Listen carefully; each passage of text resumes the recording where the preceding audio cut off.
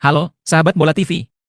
Selamat datang kembali di podcast kita. Kali ini, kita akan membahas topik yang sedang hangat di dunia sepak bola Indonesia, yaitu tentang program naturalisasi pemain diaspora, khususnya yang berasal dari Belanda.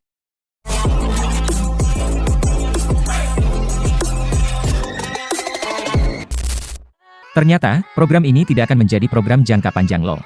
Kenapa ya? Yuk, simak cerita lengkapnya. Menurut Hamdan Hamedan, staf ahli Menteri Pemuda dan Olahraga, program naturalisasi pemain diaspora dari Belanda ini tidak akan berlangsung selamanya. Bahkan, Indonesia hanya punya waktu sekitar 10 tahun lagi untuk mencari pemain keturunan Indonesia yang berasal dari Eropa. Kenapa begitu? Jadi, kalau kita lihat sejarah, banyak pemain diaspora keturunan Indonesia yang sekarang tersebar di Belanda itu adalah hasil dari migrasi besar-besaran masyarakat Indo ke Belanda pada periode 1940 hingga 1950.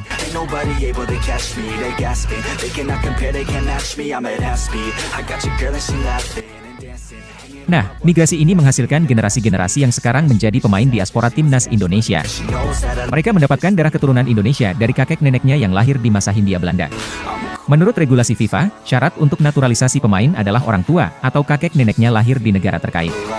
Nah, karena migrasi besar-besaran itu terjadi pada 1940 hingga 1950, generasi pertama anak-anak mereka lahir sekitar tahun 1970, dan generasi cucu-cucunya lahir sekitar tahun 2000 hingga 2010. Jika sang cucu tersebut misalnya kelahiran 2010 maka saat ini berusia 15 tahun, kalau 10 tahun lagi akan berada di usia emas, 25 tahun. Jadi, batas waktu untuk mencari pemain naturalisasi di Belanda tinggal sekitar 10 tahun lagi. Lalu, apa yang akan dilakukan ke depannya?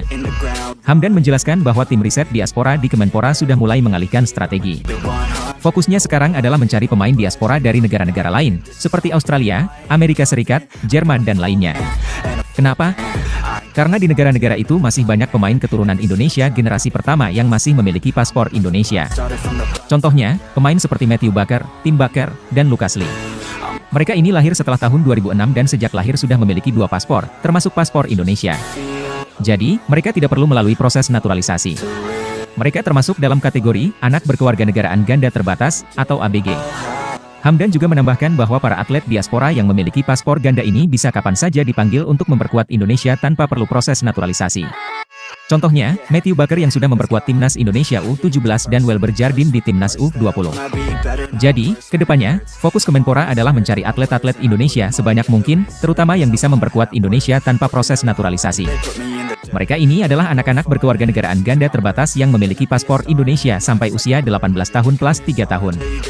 Nah, itu dia teman-teman, cerita tentang program naturalisasi pemain diaspora Indonesia. Ternyata, waktu kita untuk mencari pemain keturunan dari Belanda tinggal 10 tahun lagi. Jadi, strateginya pun mulai bergeser ke negara-negara lain. Bagaimana pendapat kalian tentang program ini? Jangan lupa share di kolom komentar ya.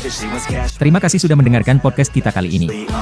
Jangan lupa subscribe, like, dan share channel Bola TV ke teman-teman kalian. Sampai jumpa di episode berikutnya.